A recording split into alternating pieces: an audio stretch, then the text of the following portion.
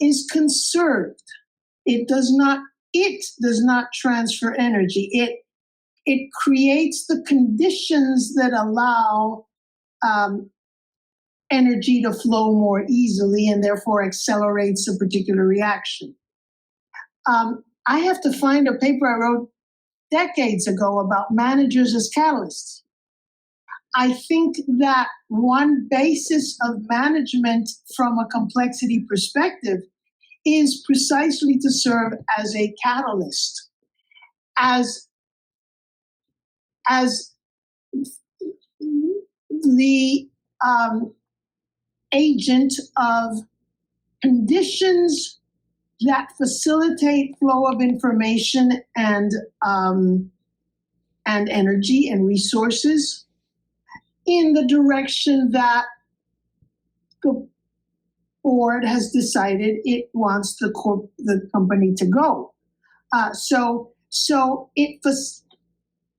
it's almost like bulldozing the terrain. You know, you're not pushing the entity, but if you create a slope by providing more resources, then water will naturally flow in that direction, if you will.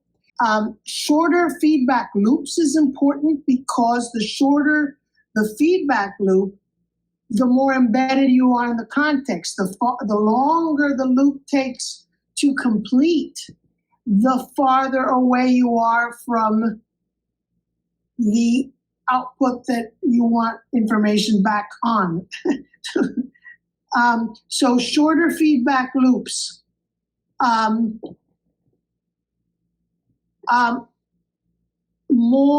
One thing we know about complex systems, and that's back to the stochasts and the Cartesian fish schools, is that the more variety of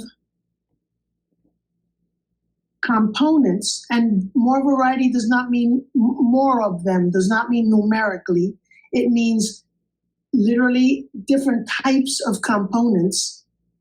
You know, that helps with the flexibility, that helps with the facilitation of the potential for a new emergence. So you can't force a new emergence. You can't push a new emergence. You can create the conditions that make it happen. And that's all I'm calling enabling constraints, conditions that lower barriers to energy flow in the direction you want it, or maybe raise barriers to energy flow in the directions you don't want it, or that you think will create an emergent property.